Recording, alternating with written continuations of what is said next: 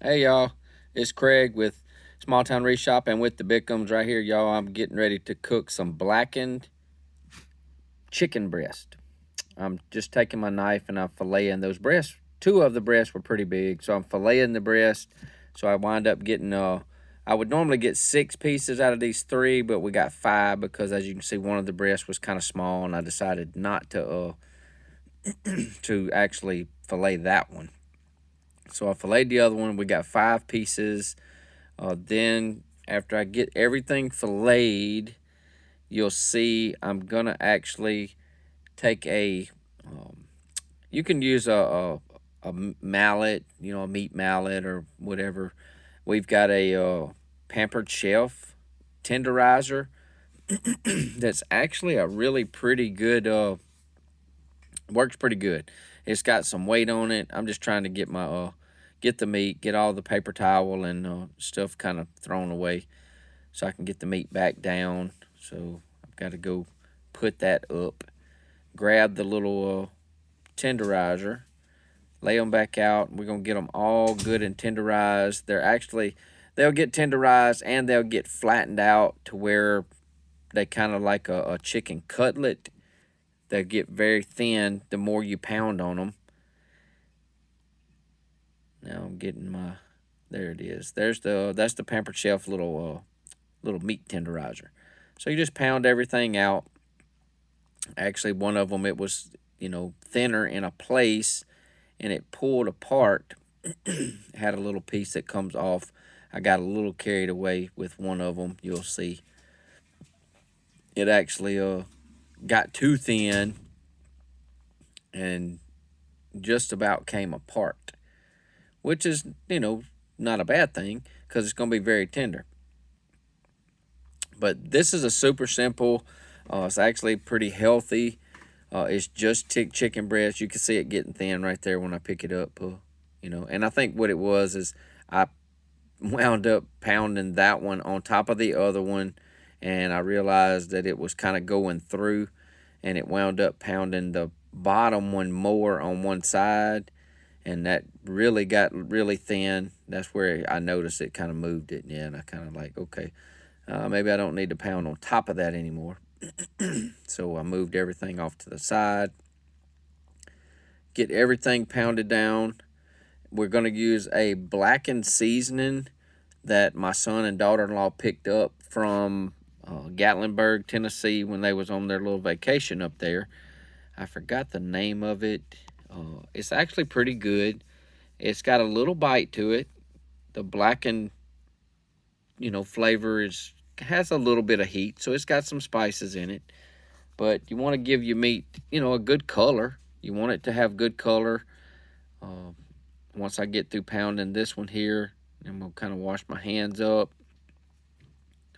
and we'll get them seasoned up real quick. I'm going to have to get my pan kind of heated up because we're just kind of pan frying these in a little bit of olive oil. You'll see when I grab that. But I'm going to get that in the sink, wash my hands. There, I'm getting the olive oil. I was actually stopping the camera. Get my olive oil in. I kind of skipped over me washing my hands, y'all. I mean, I did wash my hands. You just didn't get to see it. So now we're going to put the blackened seasoning on. I'm going to kick the heat up before I start touching all that chicken. And you see it's got some really pretty color.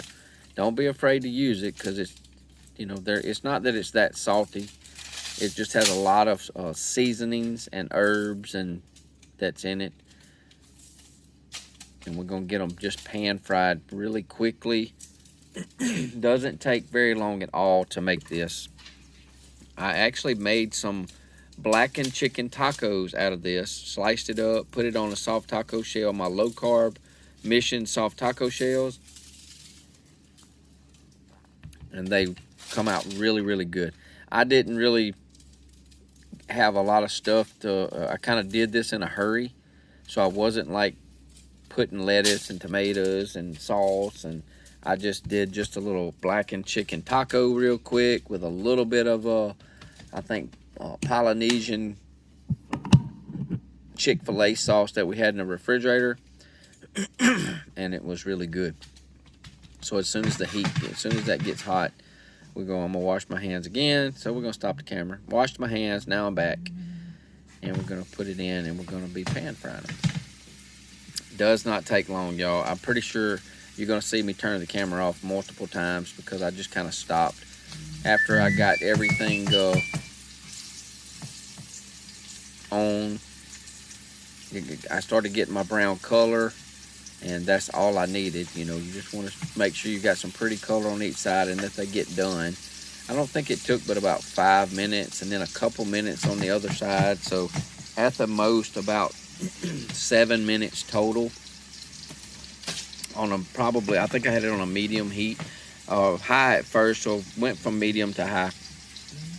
Little pan fry, actually turned out really well. I'm gonna show y'all the color once it gets in there. I'm gonna lift it up. You'll see I kind of adjusted my temperature. I put the timer on. It doesn't take long. La la la la la la la la la la. It's like Jeopardy. Do do do do do do do do do. Now we sped up. So there, we're getting a little brown color like we want. Get them all turned over, and we're going to get those 3 finished cooking up real quick here.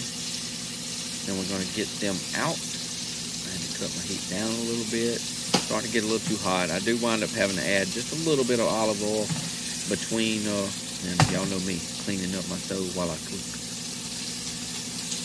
So on to the next flip. Do do do.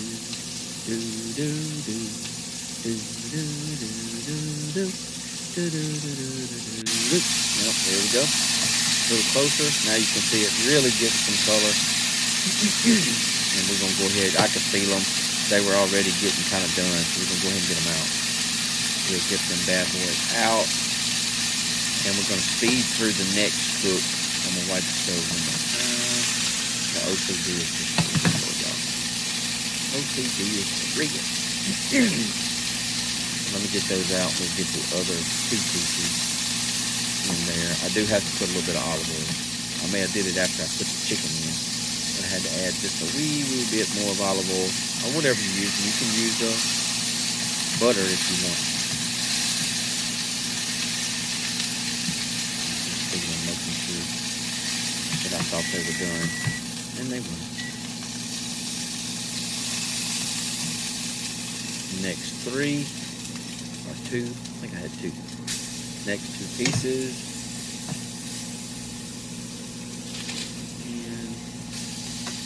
and those are going to come out pretty quick. So it'll be do do do do do do do do do.